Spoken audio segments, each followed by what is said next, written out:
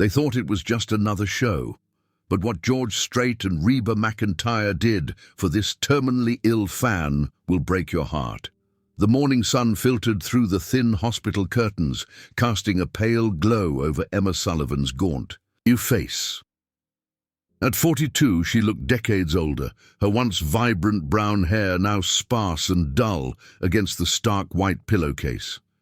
The rhythmic beeping of monitors provided a constant reminder of her fading heartbeat, a countdown she'd grown accustomed to over the past 3 months. David Sullivan sat beside her bed, as he had every day since the diagnosis. His large, calloused hands that had built their modest home from the ground up, gently held her frail fingers, careful not to disturb the IV line.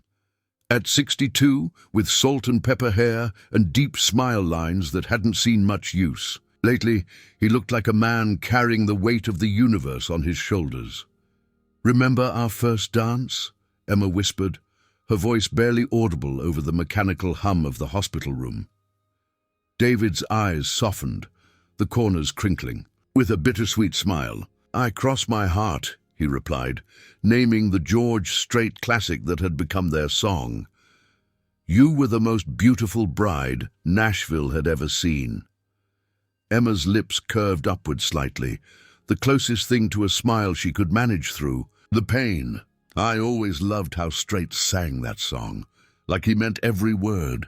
And when Reba joined him for that special duet version at the benefit concert we saw in '98, that was magic. If you're watching this story right now, we'd love to have you subscribe to our channel. Your support means everything to us, and we'd be thrilled to hear where you're watching from in the comments below. Now let's continue with Emma and David's touching journey. The conversation drifted into silence, both lost in memories of better days, days filled with laughter, music, and the simple joy of being together. 20 years of marriage had given them 2 children, now grown, and a lifetime of country music soundtracks playing in the background of their lives. "David," Emma said suddenly, her eyes clearer than they had been in days, "I know I don't have much time." "Don't talk like that," he interrupted, his voice catching. The doctors said weeks, maybe days," she finished gently. "We both know it, and I've made my peace with it mostly." She squeezed his hand with what little strength she had left.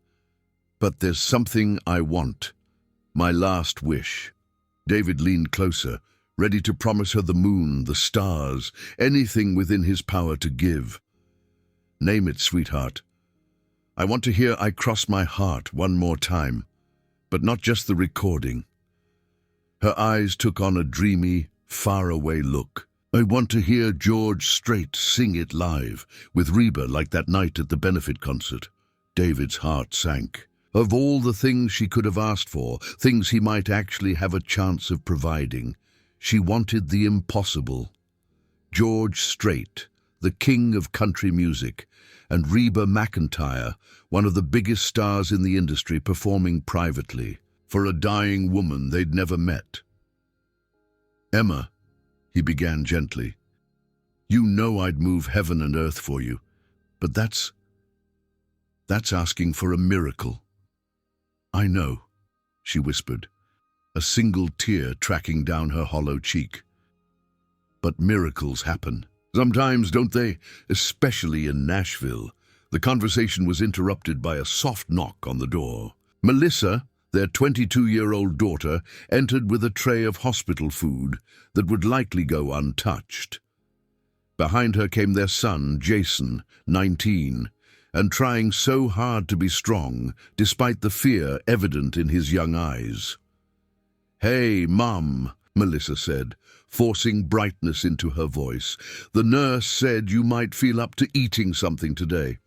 Emma's gaze shifted to her children, her greatest accomplishments.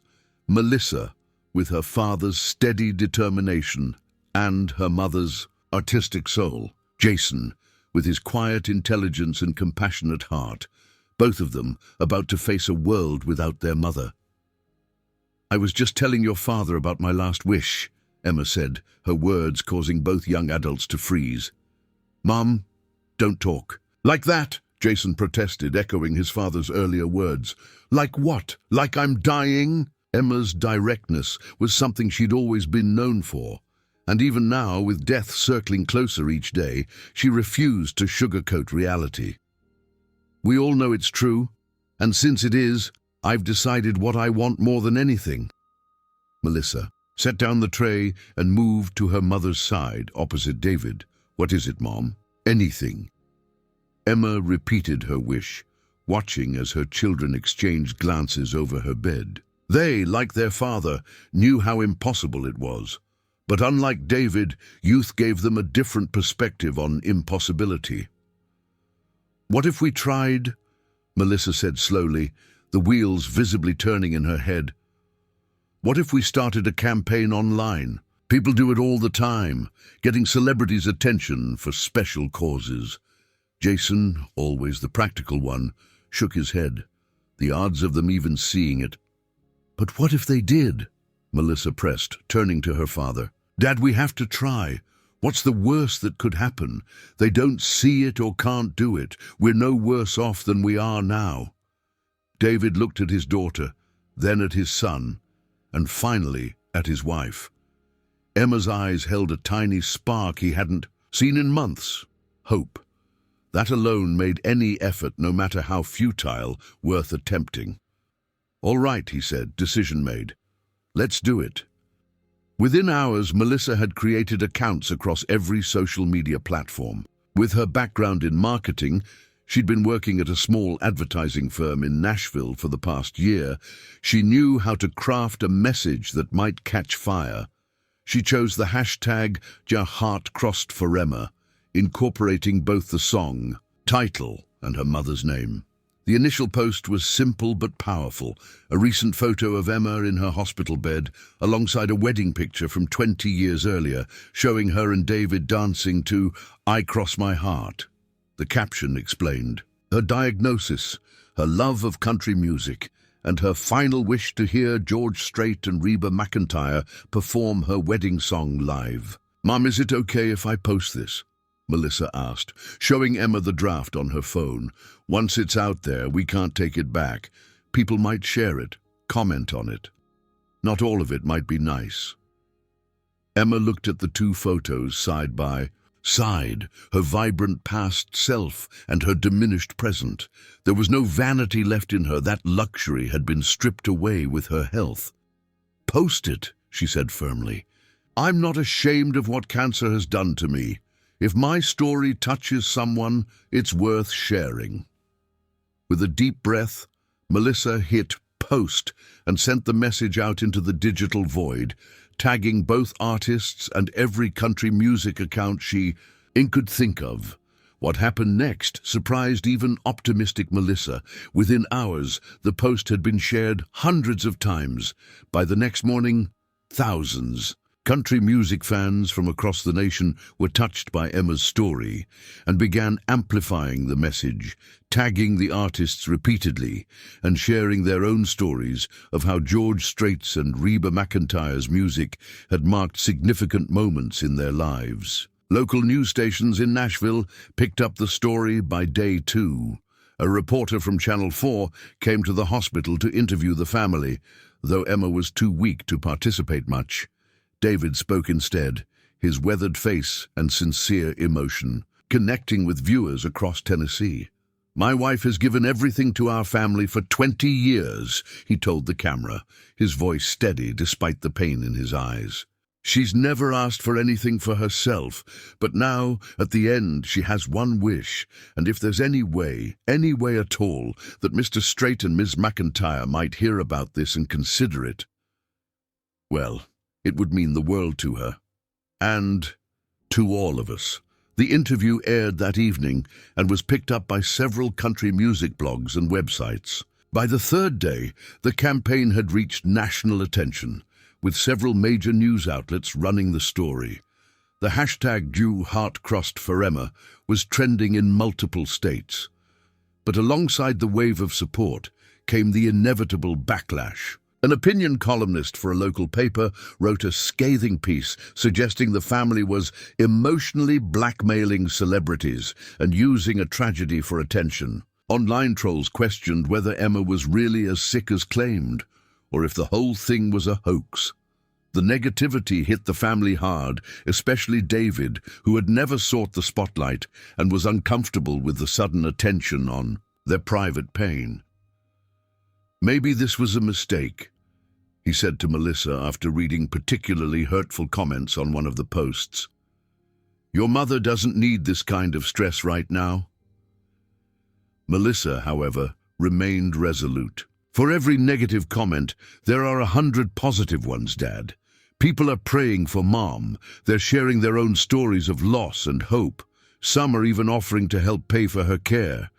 We can't focus on the few jerks who don't understand."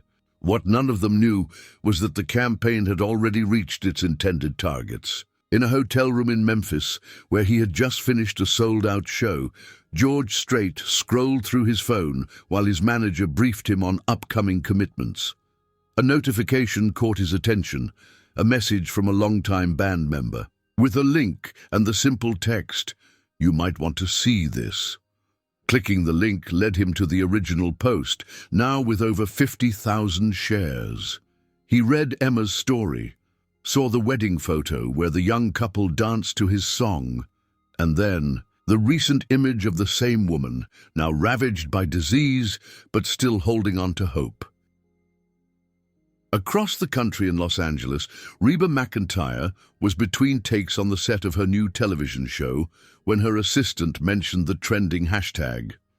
"It's got your name in it," the assistant explained, showing Reba the phone screen. "This woman in Nashville is dying, and her last wish is to hear you and George Strait sing 'I Cross My Heart.'" Reba took the phone and read the full story, her eyes lingering on Emma's hospital photo. Without a word, she walked off the set to make a phone call. Back in the hospital, Emma's condition was deteriorating rapidly. The doctors had revised their estimate, giving her perhaps 72 hours at most. David had taken to sleeping in a chair beside her bed, afraid to leave even for a moment. Melissa maintained the social media campaign, though with less enthusiasm, as her mother's health declined. What had started as a desperate attempt to fulfill a final wish now seemed like a distraction from the precious little time they had left together. Jason, who had been the quietest throughout the ordeal, suddenly spoke up during a moment when Emma was sleeping. "Even if they don't come," he said softly to his father and sister, "look at how many people Mom's story has touched. She's brought so much emotion and connection to people she'll never meet. That's something, isn't it?" David nodded, finding comfort in his son's perspective. "Your mother always had that effect on people, even before she got sick. She could walk into a room full of strangers and leave with a dozen new friends." "She's the reason I'm studying psychology," Jason admitted. "I want to understand people the way she does naturally." Melissa smiled through her tears. "And why I went into marketing. Mom always said it was about telling stories that connect with people's hearts." As the siblings shared memories, neither noticed their father's attention shift to his phone, which had just vibrated with a text message from an unknown number.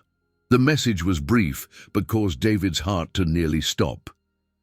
"Mr. Sullivan, my name is Tina Roberts. I'm George Strait's personal assistant. Mr. Strait has asked me to contact you regarding your wife's wish. Please call this number as soon as possible." David stared at the message, afraid to believe it was real, afraid to hope, but for Emma's sake, he had to try. Excusing himself, he stepped into the hallway and dialed the number with trembling fingers. "Hello, Mr. Sullivan," a professional female voice answered. "Thank you for calling back so quickly.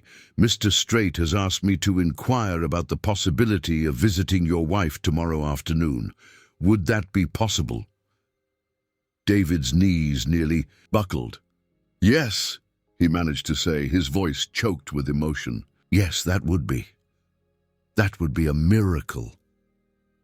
"There's one more thing," Tina continued. Mr. Strait has been in contact with Miss McEntire. She's rearranging her schedule to be there as well. They've both requested that this visit remain confidential until after it occurs. Can you ensure that? Now, David did have to lean against the wall for support. Both of them coming tomorrow? Yes, he promised. Absolutely. No one will know except Emma's doctors and our children. After ending the call, David stood in the sterile hospital hallway, tears streaming freely down his face. For the first time since Emma's diagnosis, he felt something like joy. His wife's impossible last wish was about to come true. But as he composed himself to return to Emma's room and share the incredible news with their children, a new fear gripped him. What if she didn't live to see tomorrow? David composed himself before returning to Emma's room, not wanting his face to betray the miraculous news. He wanted to tell her, Melissa and Jason together, to see the light return to all their eyes simultaneously. But first, he needed to speak with Emma's doctor. He found Dr. Patel at the nurse's station, reviewing charts. The oncologist had been with them since the beginning, delivering both the initial diagnosis and subsequent updates with compassion and honesty. Dr. Patel, could I speak with you privately? David asked, his voice low. The doctor nodded, leading him to a small consultation room. Once inside, David shared the incredible development. They're coming tomorrow, both of them, George Strait and Reba McEntire. Dr. Patel's professional composure slipped for just a moment, his eyes widening. That's remarkable, Mr. Sullivan. Can she handle it? David asked, voicing his deepest fear. Is she strong enough? The doctor considered this carefully. Physically, Emma is very weak, but I've seen what emotional strength can do. He paused, choosing his words with care. I can adjust her pain medication schedule to ensure she's as alert as possible during their visit. Just prepare yourself for the possibility that the excitement might be too much. David nodded grimly. Or that she might not make it until tomorrow. That too, Dr. Patel admitted. But I've learned never to underestimate Emma. She's outlived every prediction I've made so far. With the doctor's cautious blessing, David returned to Emma's room. His children looked up expectantly, sensing something had changed. What is it, Dad? Melissa asked, immediately noting his altered demeanor. David moved to Emma's side, taking her hand gently. She stirred, her eyes fluttering open. Emma, sweetheart, he said softly, I have something to tell all of you. As David shared the news of the impending visit, the reaction was everything he'd hoped for. Jason's jaw dropped in disbelief. Melissa clasped her hands over her mouth, tears springing to her eyes. And Emma, his beautiful, suffering Emma, seemed to transform before his eyes. Color returned to her cheeks. Her eyes, dulled by pain and medication, suddenly sparkled with life. Both of them, she whispered. They're really coming. Here? David nodded, his own eyes wet. Tomorrow afternoon, but we have to keep it quiet. They've asked for no publicity. Emma's hand trembled in his. I need to look my best, she said, with a hint of her old determination. Melissa, my blue blouse, the one with the embroidered flowers, and my good earrings. Melissa smiled through her tears. I'll bring everything first thing in the morning, Mom. That night, for the first time in weeks, Emma slept peacefully. David watched over her, afraid to close his eyes lest this fragile bubble of happiness burst while he wasn't looking. Morning brought a flurry of quiet activity. Melissa arrived with the requested clothing and a small makeup bag. Jason helped his father move flowers and cards to make the sterile hospital room more welcoming. Nurse Jenkins, who had been informed of the special visitors, brought in fresh linens and an extra chair. Outside the cocoon of room 319, however, the world continued its course, unaware of the private miracle about to unfold, but still very much caught up in Emma Sullivan's story. Blake Harrison, a features reporter for the Nashville Tribune, was putting the finishing touches on a piece he considered his finest work in years, titled "The Exploitation of Tragedy. When Social Media Campaigns Go Too Far." The article used the Sullivan family's viral campaign as its central case study. Harrison had been in journalism for 15 years and had grown increasingly cynical about social media's role in what he called emotional manipulation. The dashing heart crossed for Emma. Campaign struck him as the perfect example. A family using a tragic situation to essentially guilt celebrities into compliance. His article questioned the ethics of such campaigns, suggesting that they placed unfair pressure on public figures and created a precedent where anyone with a sad story could demand celebrity attention.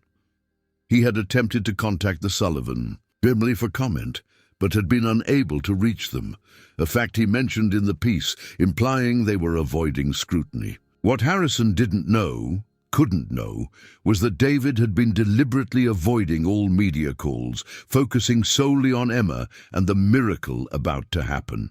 The reporter's calls had been lost among dozens of others from various outlets seeking updates on the campaign. The article went live on the Tribune's website at 9 a.m., quickly gaining traction as readers shared it across the same platforms that had amplified Emma's wish. By noon, Harrison was receiving both praise for his courageous stance and vitriolic attacks for his heartless take on a dying woman's last wish. At that same moment, in a private airfield outside Nashville, George Strait stepped off his personal jet. Dressed casually in jeans and a button-down shirt, with his signature cowboy hat pulled low, he looked like any other traveler, save for the guitar case in his hand. His manager, Carl Peterson, met him on the tarmac. "The car's waiting. Reba's flight lands in 30 minutes. George nodded, his expression somber. He had cancelled a recording session and rearranged a family commitment to be here, but he hadn't hesitated for a moment when he saw Emma's story. "I Cross My Heart" was special to him too, a song that had connected him with fans in a way few others had. The thought that his music had become part of this couple's love story moved him deeply. "Any press get wind of this?" he asked Carl as they walked toward the waiting SUV. "Not so far. The hospital staff has been briefed. Only the attending physician and 2 nurses know you're coming. The family's been discreet as well." "Good," George said simply. He had always guarded his privacy carefully, and while he was deeply moved by Emma's wish, he didn't want this private moment turned into a media circus. Across town, Blake Harrison was enjoying his sudden notoriety. His article had sparked debate exactly as he'd intended. His editor had called to congratulate him on generating the site's highest traffic of the month. Several national news outlets had reached out for interviews. Riding this wave of attention, Harrison decided to visit the hospital for a follow-up piece. Perhaps he could get a comment from the family now, or at least some reactions from hospital staff about the campaign's impact on their facility. Arriving at Tennessee General just after 1 p.m., Harrison approached the reception desk with confident authority. "Blake Harrison, Nashville Tribune," he announced, showing his press badge. "I'm here to follow up on the Emma Sullivan story." Marcy, the receptionist, unaware of the planned visit by the country stars, saw no reason to deny him information. "She's in room 319, but visitors are limited to family only." Harrison nodded, understanding. "Of course. Could you direct me to the waiting area for that wing? I'm hoping to speak with family members." Given directions, Harrison made his way to the oncology floor, his reporter's notebook in hand. As he approached the waiting area, he noticed unusual activity near one of the rooms, presumably 319. A hospital security guard stood discreetly nearby, and the nursing staff seemed to be paying special attention to that section of the hallway. Harrison's journalistic instincts tingled. Something was happening, something beyond the routine care of a terminal patient. He took a seat in the waiting area, positioned to observe the hallway leading to Emma's room. At precisely 2 p.m., a side elevator opened. Harrison glanced up casually, then froze in disbelief. George Strait, unmistakable despite the lack of fanfare, stepped out alongside a woman Harrison instantly recognized as Reba McEntire. Both carried guitar cases. They were accompanied by a hospital administrator who guided them quietly down the hallway. Harrison could hardly believe his eyes. The very celebrities he had accused of being emotionally manipulated were actually here, honoring Emma Sullivan's request with zero publicity. His article, still generating clicks and comments, online suddenly felt not just wrong but cruel. As the country music legends disappeared into room 319, Harrison sat motionless, the implications of what he'd witnessed sinking in. His cynical take on a dying woman's wish had been completely, catastrophically mistaken. Worse, he had publicly questioned the family's motives during what was clearly an intensely private struggle. Inside room 319, Emma Sullivan was experiencing the moment she'd never dared to truly believe would happen. When the door opened and George Strait stepped in, followed by Reba McEntire, she initially thought the pain medication was causing hallucinations. David, seated beside her bed, began to cry silently, the emotion too overwhelming for words. Melissa and Jason stood frozen in awe at the foot of the bed. "Hello, Emma," George said gently, approaching her bedside. "We heard you wanted to hear a special song." Emma's lips trembled, tears streaming down her hollow cheeks. "I can't believe you're really here," she whispered. Reba moved to her other side, reaching out to take her frail hand. "We wouldn't miss it for the world, honey. Your story touched our hearts." As the two stars unpacked their guitars, Emma managed to find her voice again. "Thank you," she said, the simple words carrying the weight of a lifetime of admiration. "Your music, it's been the soundtrack of our love." George smiled warmly as he tuned his guitar. "I've heard that I Cross My Heart was your wedding song." David nodded, finding his voice. 20 years ago, best day of my life."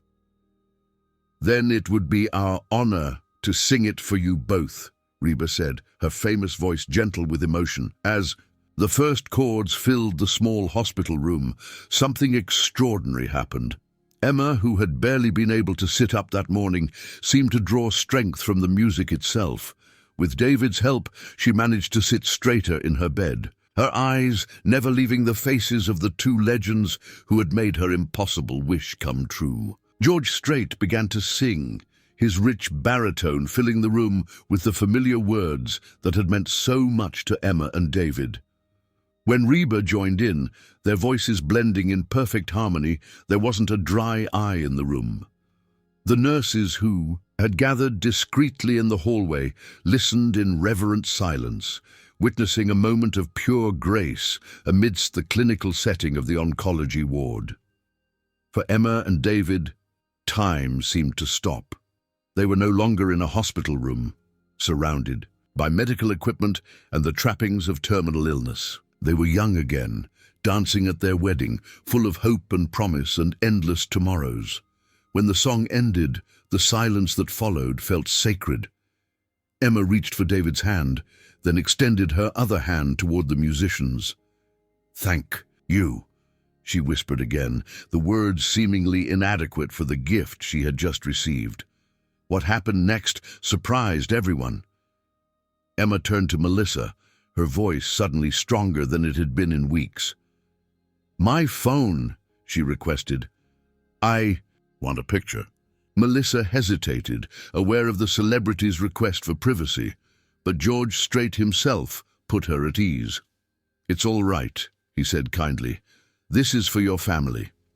The resulting photograph captured a moment of pure joy amidst the tragedy. Of terminal illness, Emma, radiant despite her condition, flanked by two country music legends, with David, Melissa, and Jason gathered close. It was a visual testament to the power of music, compassion, and human connection. Outside in the waiting area, Blake Harrison had made a decision. He approached the nurses' station, asking to speak with the Sullivan family once their visitors had departed. When questioned about his purpose, he was direct. "I need to apologize. I wrote something unkind. I was wrong." The head nurse regarded him coolly. "I'll pass along your request, but it will be up to them." An hour later, after George and Reba had said their goodbyes with promises to stay in touch, a nurse approached David in Emma's room. "There's a reporter outside," she explained. "Blake Harrison from the Tribune. He says he wants to apologize to you." David's expression hardened. He had seen the article that morning, but had chosen not to share it with Emma or the children. "Tell him this isn't the time," he began, but Emma interrupted. "Who is it?" she asked, still buoyed by the emotional high of the afternoon's events. David hesitated, then explained about Harrison's critical article. To his surprise, Emma didn't seem angry. "Let him come in," she said softly. "Maybe he needs this as much as I needed the music." Reluctantly, David agreed. When Harrison entered the room moments later, he was visibly uncomfortable, his earlier journalistic confidence replaced by genuine remorse. "Mrs. Sullivan, Mr. Sullivan," he began awkwardly. "I came to apologize. The article I wrote, it was unfair and completely wrong. I misjudged your family and the situation." Emma studied him with clear eyes. "You saw them, didn't you? George and Reba." Harrison nodded, unable to meet her gaze. "I did. I had no idea they were actually coming. My article suggested your family was," he trailed off, ashamed to repeat his accusations. "Using my illness for attention?" Emma finished for him, her voice gentle rather than accusatory. "Maybe you should sit down, Mr. Harrison. I think you and I need to have a conversation about assumptions and second chances." Blake Harrison sat awkwardly in the chair Melissa offered him, his reporter's notebook clutched in hands that wouldn't quite stay still. The confident journalist who had penned the scathing critique that morning seemed to have vanished, replaced by a man clearly uncomfortable in his own skin. "Mrs. Sullivan," he began again, "I don't know what to say except that I was wrong." Emma regarded him with surprising gentleness. Despite her physical frailty, there was a quiet strength in her gaze that made Harrison feel like she was looking directly into his soul. "Tell me, Mr. Harrison," she said softly, "why did you write that article? Truly, why?" The directness of her question caught him off guard. He had expected anger, perhaps even demands for a retraction. This calm inquiry into his motives was somehow more disarming. "I thought—" He paused, searching for honesty rather than excuses.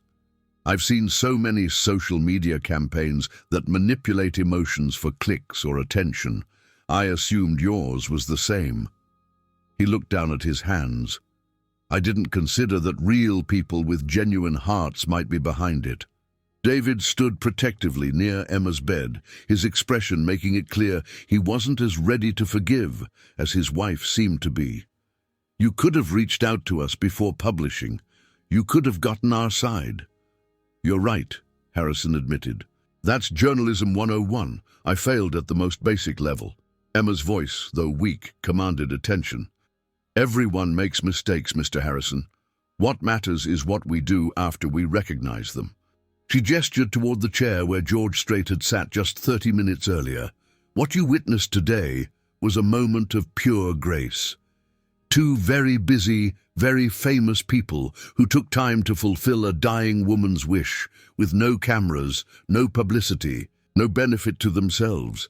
Harrison nodded, his throat tight. "It was humbling to see." "The world could use more stories about kindness without agenda," Emma continued, "about people connecting through music and shared humanity." She paused, studying the journalist's face. "Perhaps that's a story worth telling." Harrison looked up, surprise evident in his expression. "You'd let me write about what happened today, after what I published this morning?" "Sometimes," Emma said with the hint of a smile, "the most powerful way to respond to cynicism is with an invitation to see things differently." David looked alarmed. "Emma, honey, they specifically asked for privacy. We promised—" "I know," Emma interrupted gently, "and we'll honor that. But Mr. Harrison doesn't have to name names or give details that would identify them. The story isn't really about them anyway." Her eyes returned to the journalist. "It's about what happens when we reach out in hope, even when fulfillment seems impossible." Blake Harrison felt something shift inside him, a perspective changing, a cynical, shell-cracking. In 15 years of reporting, he had grown so accustomed to looking for angles, for hidden motives, that he had almost forgotten how to recognize simple human goodness when he encountered it. "I would be honored to tell that story," he said, quietly, "with your family's blessing and with complete respect for everyone's privacy." David still looked skeptical, but Melissa spoke up from where she stood with Jason near the window. "I think Mom's right, Dad. The world needs more stories about kindness and connection. Maybe Mr. Harrison's new article could be the opposite of his first one, a reminder that cynicism isn't always justified." Harrison turned to face Emma's children. "I promise I would do it right this time. No exploitation, no sensationalism, just the truth about human kindness." After a long moment, David nodded reluctantly. "Emma's call," he said simply. As Harrison prepared to leave, promising to return the next day to interview the family properly, Emma called him back. "Mr. Harrison," she said, her voice suddenly stronger, "there's something else you should know." He turned, waiting. "I forgive you," she said simply. "Not because you deserve it, or because you've made amends, but because holding on to hurt takes energy, and I don't have energy to waste on resentment, not now." The words hit Harrison like a physical force. In his pursuit of a provocative story, he had caused pain to a woman who had every reason to be bitter, but chose grace instead. He left the hospital room that afternoon fundamentally changed, not just as a journalist, but as a human being. What no one in the room could have anticipated was the impact the afternoon's events would have on Emma's physical condition. Dr. Patel had warned the family that the excitement might be too much for her weakened system, but the opposite proved true. As evening fell, Emma remained alert and engaged, her pain seemingly less overwhelming than it had been in weeks. "It's like she's having a good day," Melissa whispered to her father as they watched Emma chatting with Jason about his college courses, a conversation she had been too exhausted to participate in just yesterday. Dr. Patel, making his evening rounds, was visibly surprised by Emma's improved condition. He checked her vitals, reviewed her charts, and then sat beside her bed with a thoughtful expression. "How are you feeling, Emma?" he asked, his clinical gaze assessing her coloring and alertness. "Better," she replied simply. "Lighter, somehow." The doctor nodded, choosing his words carefully. "Sometimes we see what we call a rally in terminal patients, a temporary improvement before the final decline. It can be triggered by significant emotional events." David's heart clenched at the implication that this reprieve, however welcome, was just another step in the inevitable journey toward loss. "How long?" he asked quietly when Dr. Patel stepped outside the room with him. The doctor shook his head. "Impossible to say. Hours, days, occasionally longer. But David," he added, placing a hand on the older man's shoulder, "whatever time you have now is a gift. Use it well." And they did. That evening, Emma was able to eat a small meal, the first food she'd kept down in days. She asked Melissa to wash and braid her hair. She listened as Jason played some of her favorite songs on his phone. For a few precious hours, the hospital room felt less like a place of dying and more like a family gathering. Before leaving for the night, Melissa helped Emma scroll through the thousands of supportive messages that had poured in through the campaign's social media accounts. Emma insisted on answering some herself, her frail fingers slowly typing thanks to strangers who had amplified her story and sent their prayers. "Look at this one," she said, showing David a message from a young couple in Texas. "They say, 'I Cross My Heart' is going to be their wedding song too, because our story reminded them how music connects people across time." David smiled, his heart full and breaking simultaneously. "You're building bridges even from this hospital bed, sweetheart." That night, Emma slept peacefully, without the need for the additional pain medication that had become routine. David dozed in the chair beside her, waking frequently to check that she was still breathing, still with him. Morning brought another surprise. Blake Harrison's new article titled "The Healing Power of Music, A Lesson in Hope and Humanity" appeared on the Tribune's website. True to his word, he had written a powerful piece about Emma's wish and the transformative impact of music in times of crisis, all without naming the celebrities involved or betraying any confidences.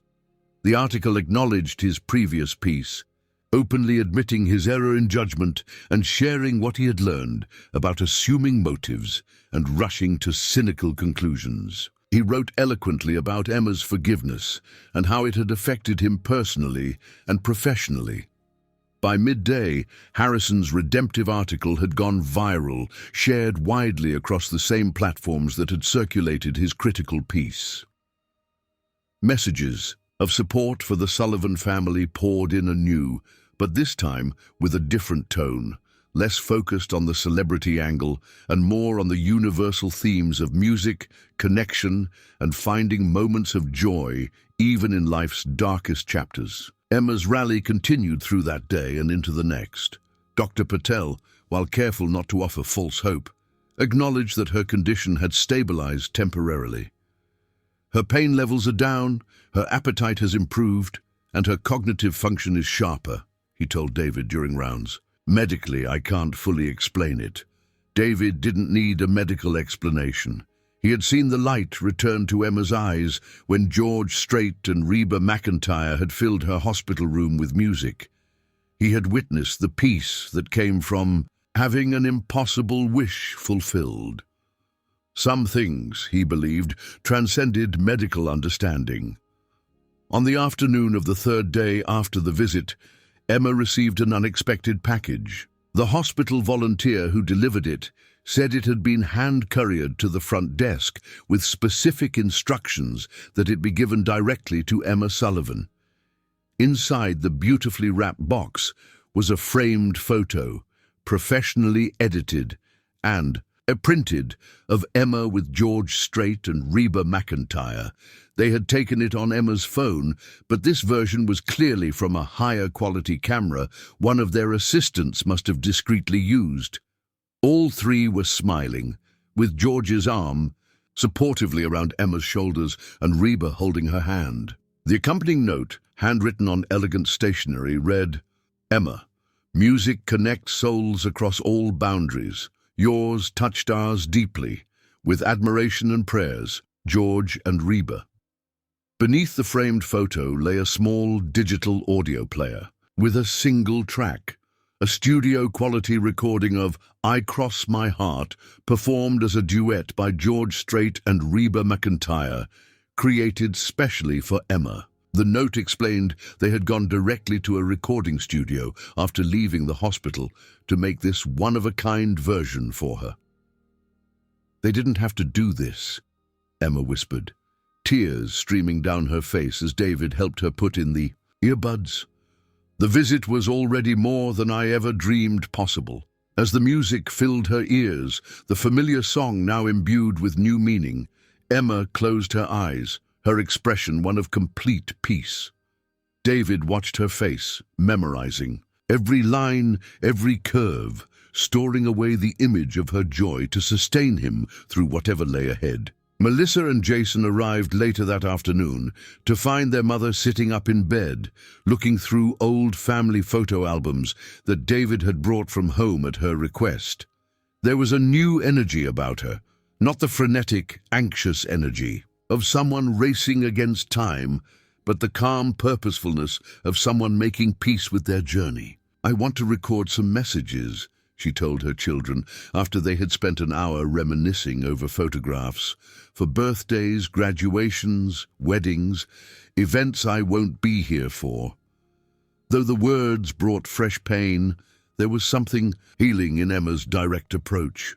She wasn't denying reality or creating false hope. She was accepting her situation while simultaneously reaching beyond it, extending her love into a future she wouldn't physically share.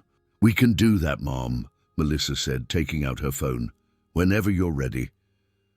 Over the next 2 days, Emma recorded dozens of short videos, words of wisdom, expressions of love, memories she wanted to preserve. She dictated letters to David for anniversaries yet to come.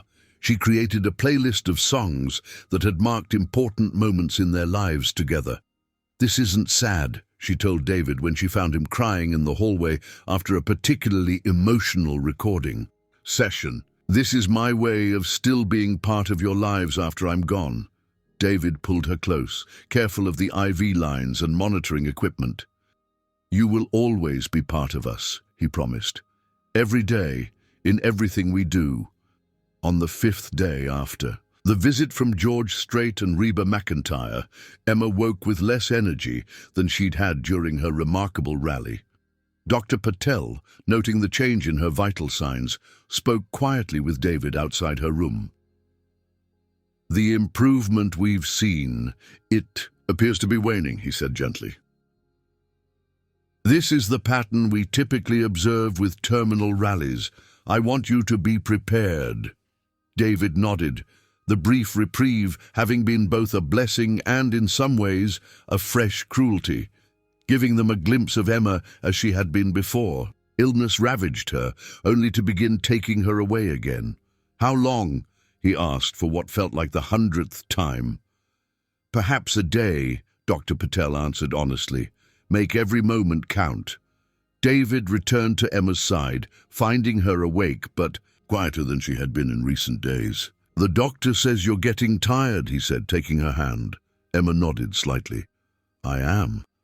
"But David," she added, her eyes finding his, "these days since the music, they've been a gift beyond measure. I've been able to say everything I needed to say, to do what needed doing." "I'm not ready," David whispered, his voice breaking. Emma squeezed his hand weakly. "I know, but I am, and that's because of you and the children. And yes, because 2 country music stars showed me that impossible wishes sometimes come true." A small smile touched her lips. Who gets to leave knowing that?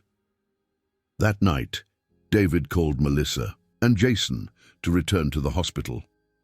The family gathered around Emma's bed, sharing stories, playing her special recording of "I Cross My Heart," and simply being together as her breathing grew more labored and her periods of wakefulness shorter. Near midnight, during a moment when Emma was alert, she asked David to dance with her one last time. Unable to leave her bed, David carefully gathered her in his arms where she lay, and they swayed almost imperceptibly as their song played again. "I cross my heart," Emma whispered, along with the music, her voice barely audible. David held her gaze, pouring 20 years of love into his eyes, and promised to, he whispered back, completing the lyric. As the song ended, Emma smiled peacefully. "Perfect," she murmured before drifting into sleep. Emma Sullivan passed away quietly at 3:17 the following morning, with David holding one hand, Melissa and Jason the other. Her face was peaceful, the pain that had been her constant companion finally released. In her final moments, David had whispered in her ear, "Thank you for the dance, my love, for all of the dances." News of Emma Sullivan's passing spread quietly at first, contained within the circle of family and close friends who had supported her throughout her illness. David, Melissa and Jason retreated to the Sullivan home, seeking privacy and their grief and comfort in each other's presence. But in Nashville, a city built on stories told through music, word traveled quickly through certain channels. By nightfall, both George Strait and Reba McEntire had been informed. Though neither made public statements, both sent private condolences to the family, handwritten notes expressing how deeply Emma's spirit had touched them during their brief encounter. Blake Harrison, upon learning of Emma's death, approached the family with characteristic respect for their privacy. Rather than pursuing an immediate follow-up to his redemptive article, he simply sent flowers with a card that read, "She taught me to see with new eyes. My deepest sympathies." 3 days after Emma's passing, David sat at their kitchen table with Melissa and Jason, planning the funeral service. Emma had left clear instructions. She wanted a celebration rather than a somber affair, with country, music playing and no black attire permitted. She said she wanted people to wear colors, David recalled, his voice rough with exhaustion and grief. Bright colors that reminded them of happy moments. Melissa nodded, making notes in the journal she'd been keeping since her mother's diagnosis. And she specifically requested their song be played at the end of the service. Jason, who had been quieter than usual since their mother's death, looked up from the photo album he'd been absently flipping through. "Dad, do you think we should mention, the visit in the obituary or during the service?" David considered this carefully. George Strait and Reba McEntire had requested privacy, and he was determined to honor that.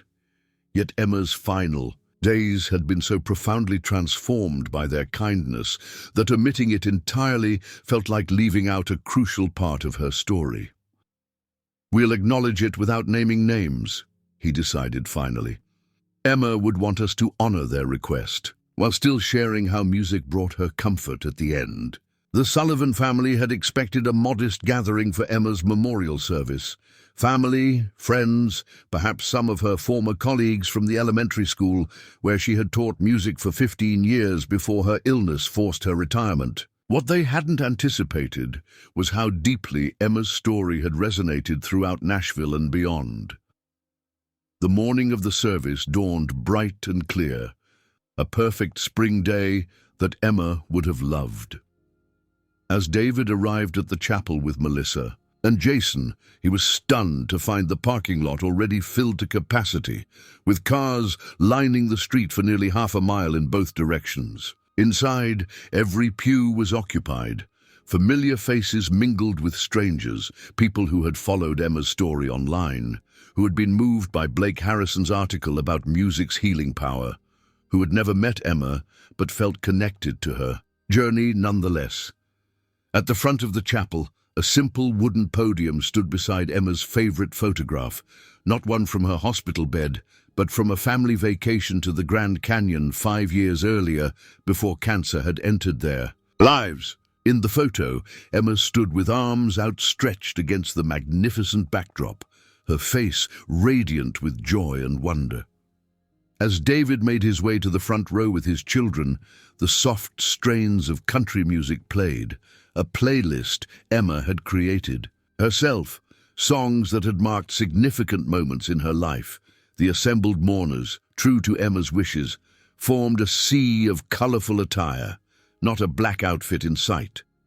The service began with Jason reading a passage Emma had selected, not from scripture, but from a book about the transcendent power of music to connect human souls across all boundaries. Melissa followed with a eulogy that captured her mother's spirit, her passion for teaching children to find their voices, her belief that music could heal wounds no medicine could touch, her unfailing ability to find joy even in life's darkest moments. When it was David's turn to speak, he approached the podium with shaking legs but a steady heart. He had rehearsed his words carefully, wanting to honor Emma's journey completely while respecting the privacy of those who had made her final days so meaningful. "My wife believed in impossible wishes," he began, his voice carrying clearly through. "The packed chapel. When she was diagnosed terminal, she could have retreated into bitterness or fear. Instead, she focused on what mattered most: love, family, and the music that had always been her passion." He shared stories from their 20 years together, how they had danced to their special song at every anniversary, how Emma had taught both their children to play piano before they could read, how she had conducted the elementary school choir with the same dedication others might direct a professional orchestra. "In her final days," David continued, his voice softening, "Emma expressed a wish that seemed impossible: to hear the song that had been the soundtrack of our love performed live, one last time. Through the kindness of strangers and the extraordinary compassion of two very private individuals in the music industry, that impossible wish came true." A murmur ran through the audience, though David was careful not to name the artists specifically. What happened next was something the doctors called a terminal rally, but what I call a miracle. Emma was given 5 more precious days of clarity and relative comfort. Days to say everything that needed saying, to record messages for future milestones, to prepare her family for a journey she knew she would soon take alone. David paused, overwhelmed by a fresh wave of grief that threatened to silence him. From the front row, Melissa and Jason nodded encouragement, their eyes reflecting his own pain, but also their shared strength. "Emma taught me that music isn't just entertainment," he continued finally. "It's a bridge between hearts, it's memory made audible, it's emotion given form. In her last moments, we danced one final time to our song, and though she could barely move, in our hearts we were spinning across the floor like newlyweds again." As David returned to his seat, a silence fell over the chapel. Not the awkward silence of collective discomfort, but the reverent quiet of shared understanding. This was broken by the chapel doors opening at the back, admitting a latecomer who slipped quietly into the last row. The service continued with friends and former colleagues sharing memories of Emma. Her oldest friend from childhood recalled how Emma had organized backyard concerts for the neighborhood kids, charging a nickel admission that she always donated to the local animal shelter. The principal from her school spoke of Emma's gift for reaching troubled students through music, when other approaches had failed. Throughout it all, David remained acutely aware of the latecomer in the back row, a slender woman in a bright turquoise dress, her distinctive red hair partially concealed beneath a wide-brimmed hat. Though her presence was subtle, her impact on the service was profound. Those who recognized her despite her attempt at anonymity exchanged glances, but respectfully maintained the privacy she clearly sought. As the formal service concluded, the minister invited everyone to stay for a reception featuring Emma's favorite foods and, naturally, more music. "Emma Sullivan's final request," he announced, "was that we end by listening to the song that began her love story with David 20 years ago." The familiar opening notes filled the chapel, and David closed his eyes, feeling Emma's presence more strongly than he had since her passing. When the voices began, one male, one female, blending in perfect harmony, a collective gasp rippled through the assembly. It wasn't a recording from 20 years ago playing through the chapel's speakers. It was the special version George Strait and Reba McEntire had created for Emma, the private recording they had gifted her during her final days. David's eyes flew open, seeking the source of this unexpected development. His gaze met that of the woman in turquoise at the back of the chapel, who offered a small, solemn nod. Somehow, she had arranged for this final tribute without drawing attention to herself or disrupting the family's wishes for privacy. As the song concluded, there wasn't a dry eye in the chapel. The gathering moved toward the reception area in subdued groups, many pausing to embrace David, Melissa, and Jason on their way. By the time David thought to look for the woman in turquoise, She had slipped away as quietly as she had arrived. The reception became exactly what Emma had envisioned, a celebration of life and music rather than a mourning of death. Impromptu performances broke out as Emma's former students and musical friends shared songs that reminded them of her. Stories flowed as freely as the sweet tea Emma had always kept in generous supply for visitors. Toward the end of the afternoon, as the gathering began to disperse, Blake Harrison approached David with uncharacteristic hesitation.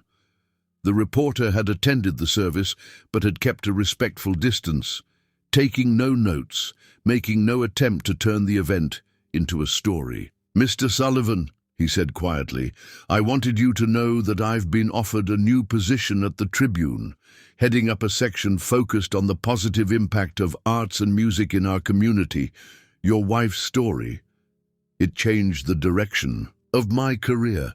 I'd like to honor her memory by telling stories that matter, that highlight connection rather than conflict." David clasped the younger man's hand warmly. Emma would have liked that very much. As Blake turned to leave, he hesitated, then added, "There's something else. An anonymous donor has established a music therapy program at Tennessee General Hospital in Emma's name. They've already funded it for 5 years, with instruments, professional therapists, everything. Patients in the oncology ward will have access to live music, lessons, whatever brings them comfort." He smiled slightly. "I thought you should know." David felt a fresh wave of emotion wash over him. The mysterious donor's identity seemed clear, though he knew it would never be officially confirmed. Some acts of kindness were meant to remain private, their power amplified by their very anonymity. That evening, after Melissa and Jason had gone to bed exhausted from the emotional day, David sat alone on the porch swing that had been his and Emma's favorite spot for summer evenings. In his hands, he held the custom recording the country stars had made for Emma, the physical manifestation of an impossible wish fulfilled. As crickets provided nature's background music, David reflected on the extraordinary chain of events that had begun with Emma's simple request. Her story had transformed not just their family's final days together, but had rippled outward, touching the cynical reporter, the hospital staff, the thousands who had followed their journey online, and even the famous musicians themselves. A text message interrupted his reverie. Melissa checking that he was okay. "Just sitting on the swing," he replied, "thinking about Mom's legacy." Legacy. The word felt right. Emma's life had been cut short at 42, but her impact continued to expand. The music therapy program bearing her name would bring comfort to countless patients facing their own battles with terminal illness. Blake Harrison would tell stories that celebrated human connection rather than exploiting human suffering. And somewhere, perhaps, another family facing impossible odds might be inspired to reach for their own miracle. However unlikely it might seem, David slipped the recording into his shirt pocket close to his heart and pushed the swing gently with his foot. The rhythmic creaking had always soothed Emma on restless nights. Now it soothed him, a familiar sound in a world suddenly unfamiliar without her. "Thank you for the dance," he whispered to the star-filled sky, echoing the words he had spoken. "In Emma's final moments, for all of the dances." From inside the house came the faint sound of a piano, Jason playing one of his mother's favorite pieces. The music drifted through the open window, wrapping around David like a comforting embrace. In that moment, he understood with perfect clarity what Emma had always known, that music was more than notes and rhythms. It was presence, it was connection, it was love made audible. And in that knowledge, David found the strength to face the first of many nights without Emma, carrying her melody in his heart, knowing that somewhere, somehow, she was still dancing to their song. 6 months after Emma's passing, David Sullivan stood in the doorway of what had once been their bedroom, watching as Melissa carefully packed the last of her mother's clothes into donation boxes. They had taken their time with this final task, neither rushing nor avoiding the inevitable process of sorting through Emma's belongings. "You sure you're ready for this, Dad?" Melissa asked, sealing a box with packing tape. David nodded, his grief no less profound but somehow more manageable than it had been in those first raw weeks. "Your mother would want her things to be useful to someone else," he said. "She never did believe in letting anything go to waste." In the months since Emma's death, the Sullivan family had been finding their way forward, not moving on, as some well-meaning friends suggested, but moving with their grief, incorporating it into the new shape of their lives rather than trying to escape it. Jason had returned to college, throwing himself into his psychology studies with renewed purpose. "Mom always said music was the most direct path to human emotion," he told his father during a weekend visit. "I'm learning she was right about that scientifically too. There's research showing how music therapy activates parts of the brain that nothing else can reach." Melissa had taken a leave of absence from her marketing job to help manage something unexpected: the Emma Sullivan music therapy program at Tennessee General Hospital. What had begun as an anonymous donation had grown into something far more substantial as others in the Nashville music community learned of the initiative and contributed instruments, time, and funding. "It's strange," David told Dr. Patel during a coffee meeting that had become a monthly ritual. "Emma's story keeps creating these ripples, touching people she never even met." The oncologist smiled. "In medicine, we focus on extending life. But Emma showed us all that the quality of those days, the meaning they hold, that's what truly matters." Today marked a significant milestone: the official launch of the music therapy wing at the hospital. A small ceremony was planned, with David invited to cut the ribbon. He had hesitated initially, uncomfortable with attention, but Melissa had persuaded him. "It's not about us, Dad," she'd explained. "It's about continuing what Mum started, showing people how music can help even in the darkest times." As David and Melissa carried the donation boxes to the car, David's phone rang. He didn't recognize the number, but answered anyway. "Mr. Sullivan?" a familiar female voice asked. "This is Tina Roberts, George Strait's assistant. Do you have a moment?" David's heart quickened. Though he had exchanged brief thank-you notes with both George Strait and Reba McEntire after Emma's funeral, there had been no direct contact since then. "Of course," he replied, signaling to Melissa to go ahead without him. "Mr. Strait asked me to call regarding today's ceremony at the hospital," Tina continued. "He wants you to know that while he can't attend personally, he's there in spirit and fully supports the program." "That's very kind," David said. "Please thank him again for everything he did for Emma. Those final days were precious beyond words." There was a pause before Tina continued. "There's something else.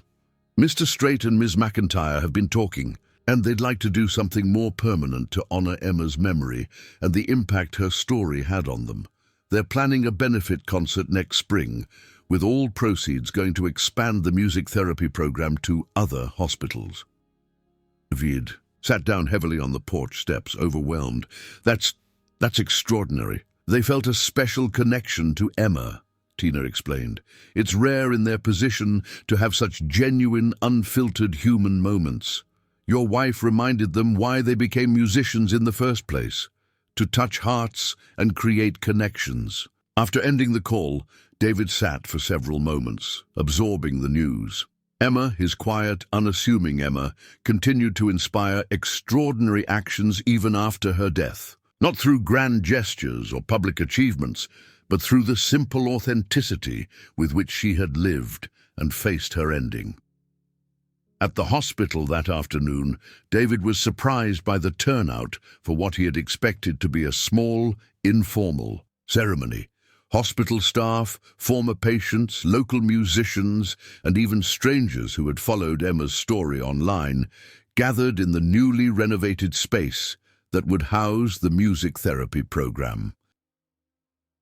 The room itself was nothing like the sterile medical environments throughout the rest of the hospital.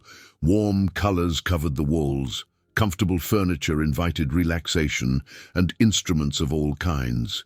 Guitars, keyboards, percussion, even a small harp waited to be played. Professional photos of Nashville musicians performing hung alongside artwork created by patients. In one corner, David noticed a framed article, Blake Harrison's piece about the healing power of music, the one he had written after witnessing George Strait and Reba McEntire's visit to Emma. Beside it hung a simple plaque, in memory of Emma Sullivan, who reminded us that music builds bridges between hearts. Blake himself stood near the back of the room, notebook conspicuously absent. He had kept his promise to change his approach to journalism, launching a series called Nashville's Healing Harmonies that highlighted stories of music's impact on health and well-being. The series had become so popular that he'd recently signed a book deal to expand it nationally. "Welcome, everyone," the hospital administrator began, "to the opening of the Emma Sullivan Music Therapy Center. What began as a single act of kindness has grown into something that will touch countless lives in the years to come." She went on to explain how the program would work. Professional music therapists would be available to all patients, with special emphasis on those in long-term or terminal care.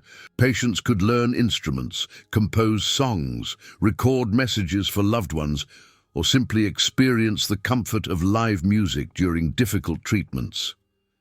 None of this would have been possible, the administrator continued, without the Sullivan family's willingness to share Emma's story with the world. "David, Melissa, Jason, would you please come forward for the ribbon cutting?" As David stepped forward with his children, he felt a strange sense of Emma's presence, not in a supernatural way, but in the tangible legacy she had created through the simple act of wishing for music in her final days. After cutting the ribbon to enthusiastic applause, David was invited to say a few words. Public speaking had never been his strength, but he found himself stepping to the microphone with unexpected clarity about what needed to be said. "6 months ago," he began, "my wife Emma made what seemed like an impossible wish: to hear her favorite song performed live by artists she had admired for decades. Through an extraordinary chain of events, that wish came true. But what none of us expected was how that single moment would expand outward, touching life after life, creating a legacy none of us could have imagined." David looked around at the gathered faces, medical professionals who would use this space to bring comfort, patients who would find solace here, musicians who had donated instruments and time. Emma believed that music wasn't just entertainment, it was essential medicine for the soul. Science is now proving what she knew intuitively, that music can reduce pain, ease anxiety, and create connections when words fail. This center will bring that healing to people when they need it most. As David stepped back from the microphone, a young woman wheeled forward from the side of the room. She was clearly a patient, her head wrapped in a colorful scarf that didn't quite hide the effects of chemotherapy. In her lap rested a guitar. "I never met Emma Sullivan," she said, her voice soft but steady. "But her story reached me during my darkest days. I'd like to play something I wrote during my treatments, inspired by what I learned about her." The room fell silent as the young woman began to play, a simple, haunting melody that spoke of both sorrow and hope. When she began to sing, her voice gained strength, filling the room with lyrics about finding light in darkness and music in silence.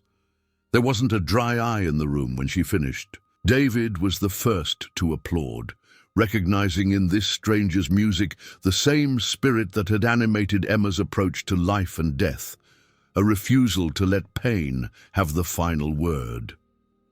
After the ceremony, as guests mingled and explored the new facility, David found himself drawn to the small recording booth that had been installed in one corner. Designed to allow patients to create musical messages for loved ones, it reminded him of Emma's final project, recording videos and voice messages for future milestones she wouldn't live to see.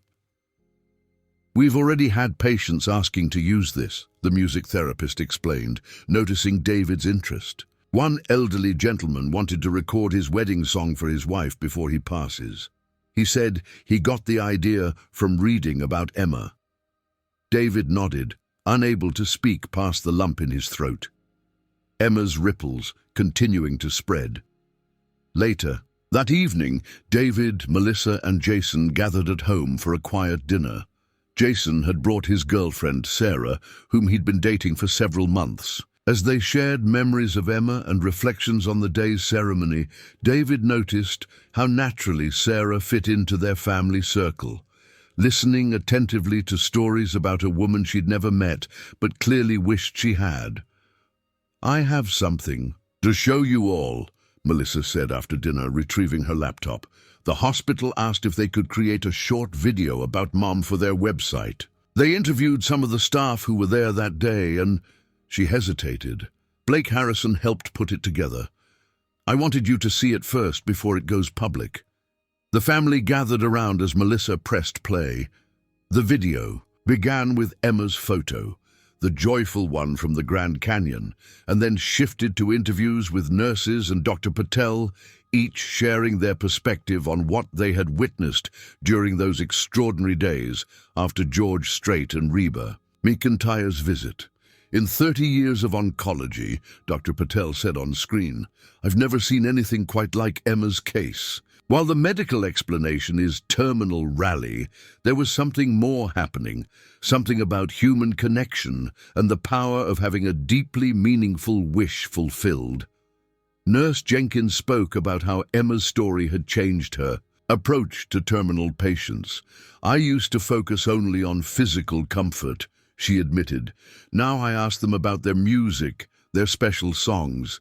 Sometimes that does more good than another dose of pain medication." The video concluded with a simple message: music therapy at Tennessee General Hospital, continuing Emma Sullivan's legacy of healing through harmony. As the screen went dark, the family sat in thoughtful silence. Finally, Jason spoke.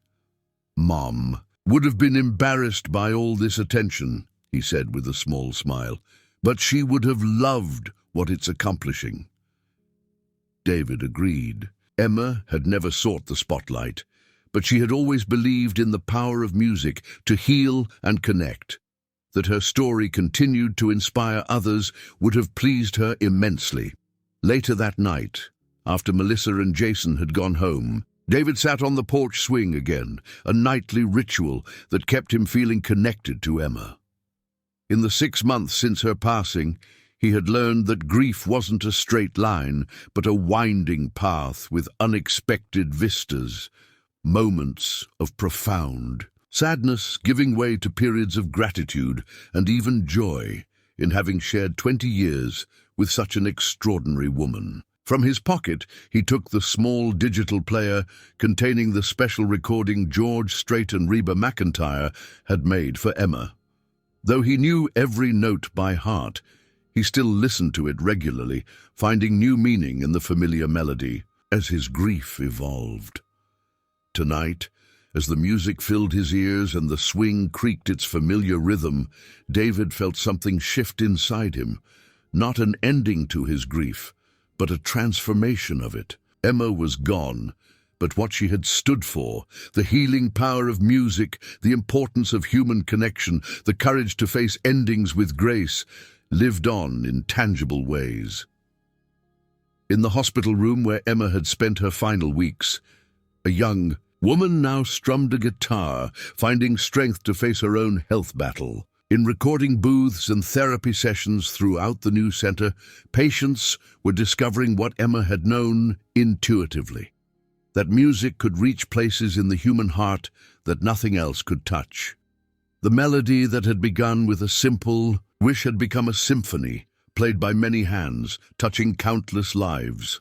And David, listening to their song under the stars, found peace in knowing that while his dance with Emma had ended, the music played on.